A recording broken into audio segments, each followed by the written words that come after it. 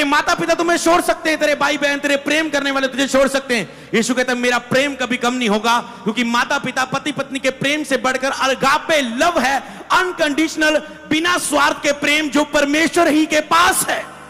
दुनिया के सारे प्रेम स्वार्थी है, स्वार्थी है, स्वार्थी है। अगर है नहीं तो वो हो जाते कुछ सालों के लिए, महीनों के लिए। मतलब ही है दुनिया के प्रेम, पर परमेश्वर का प्रेम कोई स्वार्थी नहीं है। मतलब से वो प्रेम नहीं करता।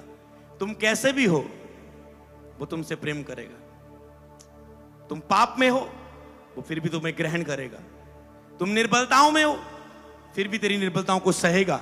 एक समय तेरे खड़े होने का इंतजार करेगा, तुझे निकाल नहीं देगा अपने सामने से, तेरा अभिषेक वापस नहीं ले लेगा। वो सब चीजों को रखता है जिसकी वो प्रचार करता है। हालेलुया। तो यशायाह 58 की 6 से 8 में लिखा है, जिस उपवास से मैं प्रसन्न होता हूं। कई बार लोग उपवास रखते हैं, परमेश्वर कहता है उपवास के समय अगर तेरे अंदर प्रेम नहीं, तेरा उपवास व्यर्थ है। जिस उपवास से मैं प्रसन्न होता हूं, क्या ये नहीं अन्याय से बनाए हुए दासों और अंधेर सहने वालों के जुए तोड़कर उन्हें छुड़ा ला, सब जुओं को टुकड़े टुकड़े कर देना। क्या ये नहीं कि अपनी रोटी भूखे को देना, अनाथ और मारे फिरते हुओं को अपने घर ले आना, किसी को नंगा देखकर वस्त्र पहनाना और अपनी जाति भाइयों से अपना मुंह ना छिपाना, दया और कोमलता दिखाना हर एक के प्रति। कहता है अगर तू ऐसा करेगा, प्रेम दिखाएगा, कोमलता दिखाएगा, वह तेरा प्रकाश पौ फटने के समान चमकेगा और तू शीघ्र चंगा हो जाएगा और तेरा धर्म आगे आगे चलेगा। ये हवा का तेज तेरे पीछे पीछे चला रहेगा और तुम उसके सामने ठहरे रहोगे उसकी उपस्थिति में। हालेलुया। और आगे पढ़े तो और भी आशीर्वाद लिखे हुए। इससे पहले वो कह रहा है तू चंगा हो जाएगा, वो कह रहा है दया, तरस दूसरों के प्रति। हालेलुया। तुम बीमार हो, तेरे आसपास दूसरे लोग भी बैठे होंगे बीमार, उनके लिए प्रार्थना करना शुरू कर। प्रभु मैं तो इस जोखिम में हूं, मैंने अपने पास इमरजेंसी सेशन में देखा था एक व्यक्ति कितना दुखी है, दूसरा कितना दुखी है, तीसरा कितना दुखी है। हे प्रभु उन पर दया कर, उनको तरस खा, उन पर चंगा करें। प्रभु कहेगा तू दूसरों के लिए तरस रखता है, बीमारों के लिए, तूने दूसरों के दुख को समझा, मैं तेरी ओर अनुग्रह की दृष्टि करता हूं, जा चंगा हो जा। हालेलुया।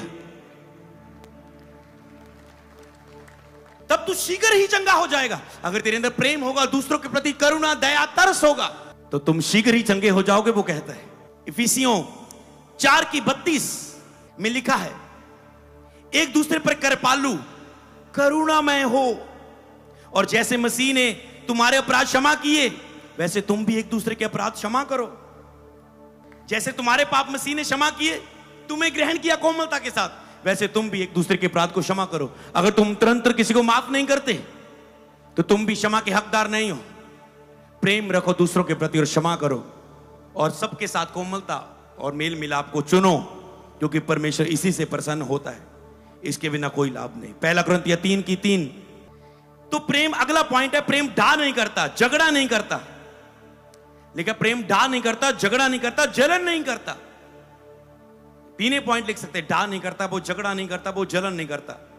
तो आपके पास जो आपके पास है उसमें खुश रहो, दूसरों की खुशी में भी खुश हो, किसी भी वस्तु का लालच ना करें। जो आपके पास है उससे खुश रहो, दूसरों की खुशी में भी खुशी मनाओ। आपके पास है आप उसमें तो खुश होते ही हैं, जब दूसरे के पास खुश वही चीज आती है हम कहते इसे क्यों मिला, मुझे तो मिला ये सूट 800 वाला, मेरी बहन को भी मम्मी ने क्यों लाके दिया, मैंने सारा दिन बर्तन धोती हूँ, कपड़े धोती हूँ, ये करती हूँ, मुझे तो 800 वाला सूट दिया, अच्छी बात है। मेरी सिस्टर को क्यों दिया, मेरी बड़ी बहन को 800 वाला क्यों दिया सूट। दूसरों की खुशी में आनंद मनाओ, दूसरों की सेवकाई बढ़ रही है उससे खुश हो। नहीं ये बढ़ गया, ये बढ़ गया, ये बढ़ रहा है, ये ऐसा कर रहा है, वैसा कर रहा है, मुझे जलन हो रही है। दूसरों की खुशी में, दूसरों की बढ़ोतरी में आनंद लाओ, क्योंकि परमेश्वर तुम्हारे हृदय को देख लेता है, कि तुम्हारे अंदर दूसरे के प्रति जलन है, और इस बात के कारण तेरी बहुत से आशीष चंगाई गवाहियां रुकी रहती है। मैंने देखा क्यों लोग मसीह में होके भी ब्लेस नहीं होते, क्योंकि उनके अंदर जलन जल रही होती है, उनके अंदर कोई दया नहीं है, दूसरों को देखकर वो अपनी जगह नहीं देखकर उन पर तरस नहीं है उनके लिए। इसीलिए जब वो परमेश्वर, दूसरों के लिए कोई क्षमा नहीं है, इसलिए जब वो खुद प्रभु से क्षमा मांगते हैं, प्रभु उस पर हंसता है, अरे मूर्ख, ये क्या कर रहा है तू? जब कह रहा है प्रभु मुझ पे दया कर, और तुम किसी पर दया करके नहीं आए, प्रभु कहता है मूर्ख। जब किसी को तुम क्षमा करके नहीं आए, किसी पर कोमलता के शब्द लेके नहीं आए, जबकि दूसरों के प्रति जलन लेके आए, उसको आशीष क्यों मिली? और कह रहे प्रभु मुझे आशीष दे, यहोवा मुझे आशीष दे, यहोवा मेरा चरवाहा, मुझे कोई घटी ना होगी। वो कहता है तुझे तो सबसे ज्यादा घटी होगी, क्योंकि तुम में प्रेम की घटी है। कि आपके अंदर प्रेम की घटी तो नहीं, तो आज उसे पूरा कर ले। आज आपने वचन पा लिया और ले हैंड ले लिया, सब कुछ आपकी लाइफ में पूरा हो जाएगा यीशु के नाम में। अगर आप प्रेम में चलने के लिए तैयार नहीं है तो ले हैंड कुछ नहीं करेगा। अगर आप इस वचन को माने, कहें प्रभु आज से मैं प्रेम में चलूंगा, जब तेरा दास का हाथ मुझ पे आए, या जब प्रार्थना हो तेरा आत्मा मुझे छुए और मैं प्रेम में चलने के लिए तैयार हूं परमेश्वर, और जब आप चलेंगे मेरा परमेश्वर सच्चा है, आप उसके वचन को मानेंगे, वो कैसे आपको ऐसे ही छोड़ देगा, वो आपको गवाही के साथ खड़ा करेगा यीशु के नाम में। ये वचन सबसे पावरफुल वचन है बाइबल में, जो इसे अपनाता है जिंदगियां बदल जाती हैं।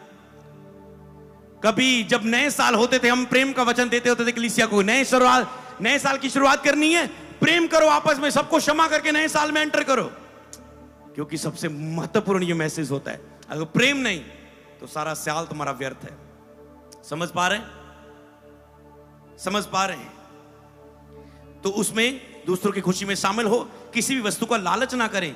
ओके, जैसे लिखा पहला कुरिन्थियों 3:3 में, क्योंकि अब तक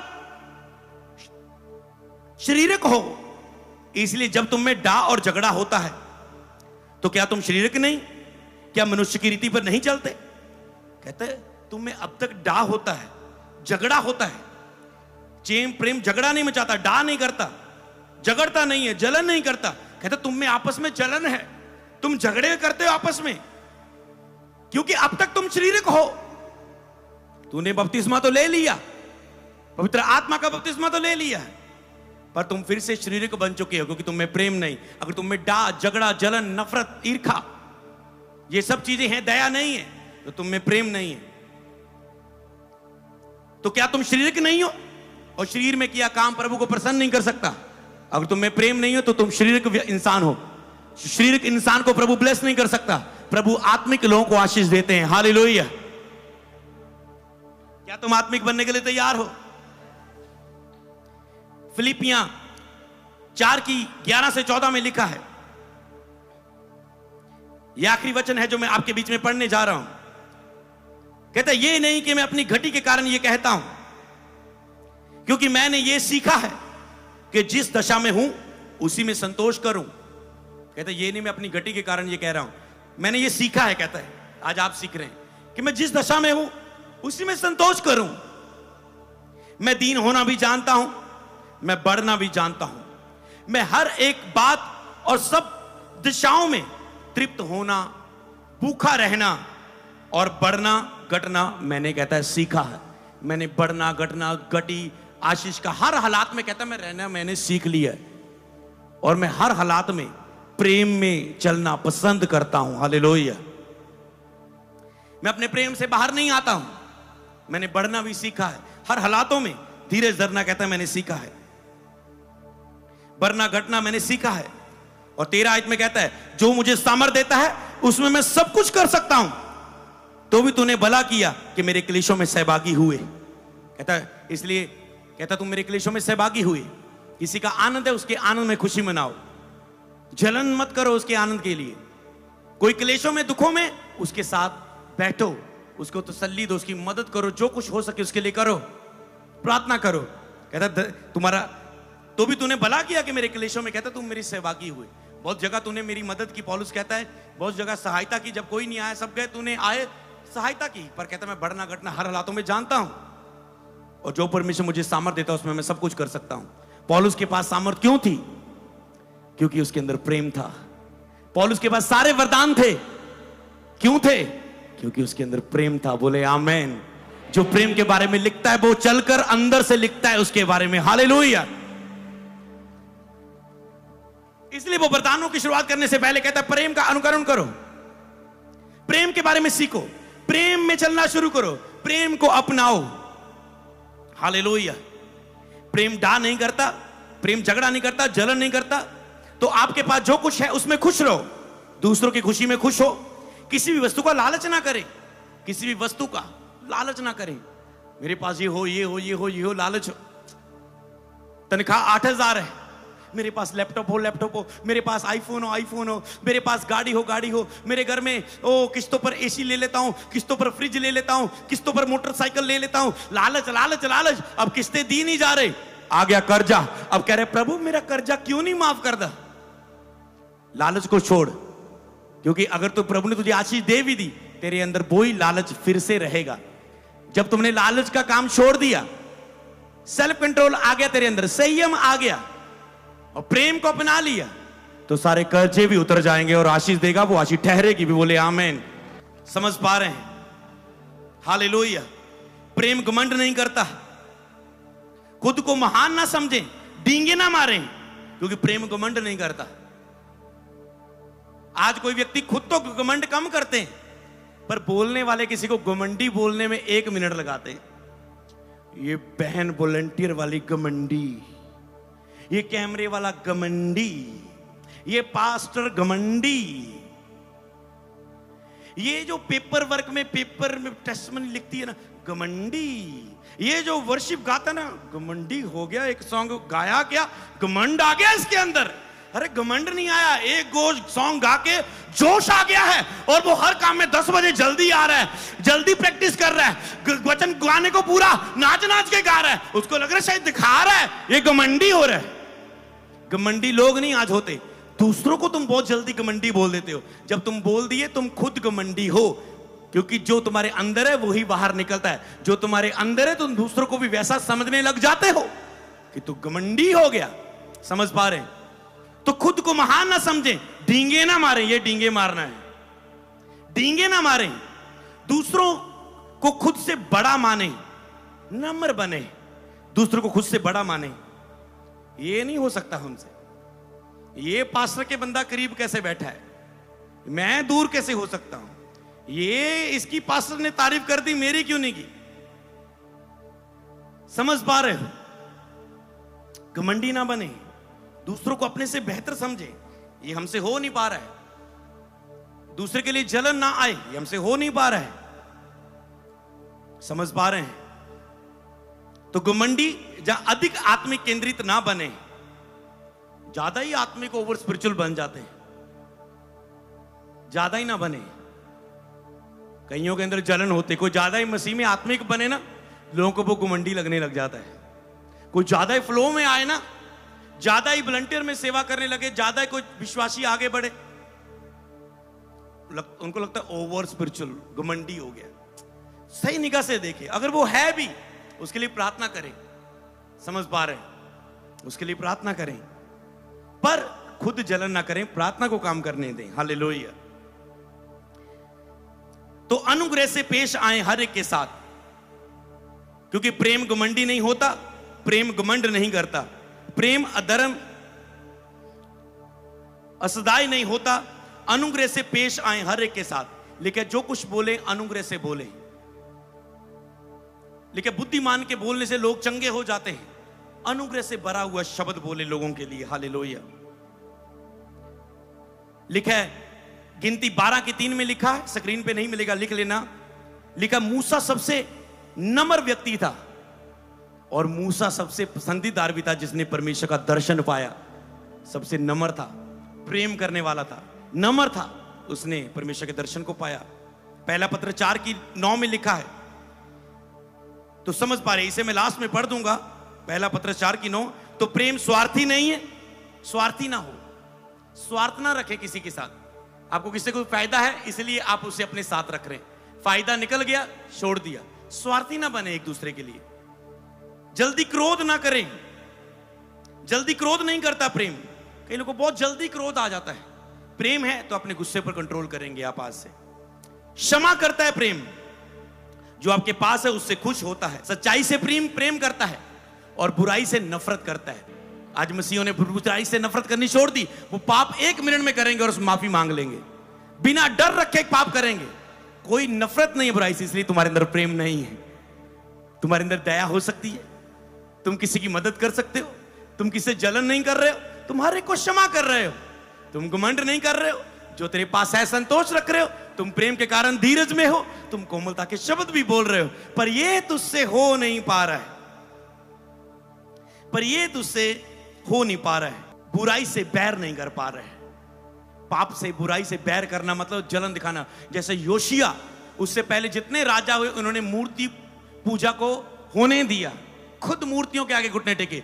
जब योशिया आया, उसने जलन की कि यहोवा के भवन में जहां व्यवस्था होनी चाहिए, यहां मूर्तियां हैं, यहां वचन होना चाहिए, पर ये मूर्तियों को मान रहे हैं। उसने राजा होने के पद को यूज किया, सारी मूर्तियां गिरा दी। लोग कह रहे तेरे ऊपर श्राप आ जाएंगे, तुझसे देवता नाराज हो जाएगा, ये हो जाएगा। वो कहता है नहीं, जिस यहोवा को मैं मानता हूं वही परमेश्वर है। ये मूर्तियां हैं, इंसानिया ने, मिट्टी ने बनाई है। जैसे ये मूर्ति तोड़ दी, उसने सारी मूर्ति, सारी कब्रें, मूर्तियां गिरा दी। हालेलुया। उसके अंदर जलन आई, उसने नफरत की बैर से। इसलिए मैंने अपने बेटे का नाम इज़िकियल योशिया रखा कि उसने जलन की पाप से, नफरत की उसने पाप से। हालेलुया। नफरत रखी, बुराई से वो बैर करता है।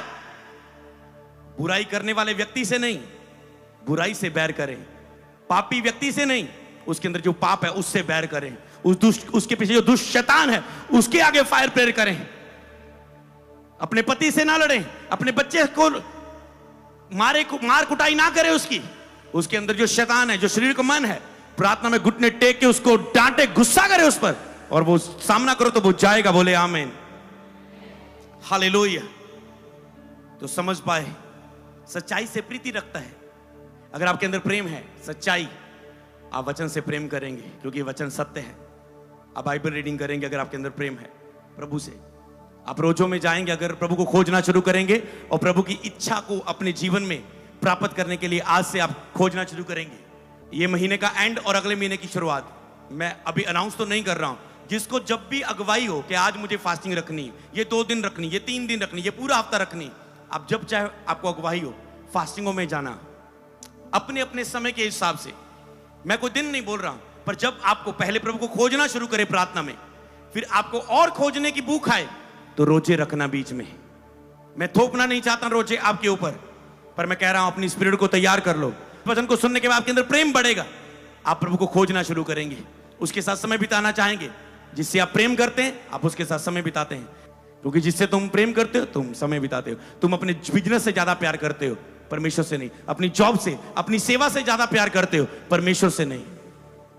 परमेश्वर से प्रेम होता तो तुम सबसे ज्यादा अधिक समय उसी से बिताओगे। तो आज से परमेश्वर के साथ समय बिताओ, अपना अच्छा सुंदर बेस्ट समय परमेश्वर को दो। अगर आप उससे प्रेम करते हैं, सच्चाई से वो प्रीति रखता है। तो पहला पत्रस 4:9 इसे मैं पढ़ देता हूं। पहला पत्रस 4:9, तो यहां पर लिखा है, बिना कुड़कुड़ाहट, बिना कुड़कुड़ाए एक दूसरे का अति सत्कार करो। बिना कुड़कुड़ाए एक दूसरे का सत्कार करो, बिना कुड़कुड़ाए, बिना कुड़कुड़ाए।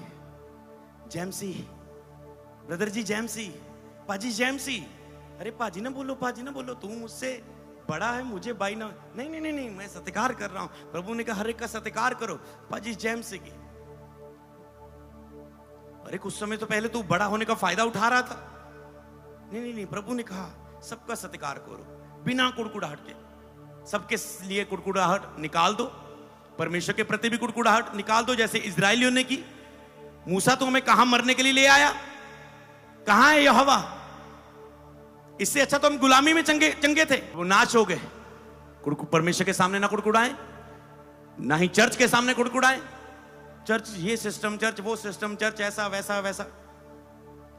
ना ही लोगों के लिए कुड़कुड़ाएं, ना ही अपने परिवार के लिए कुड़कुड़ाएं।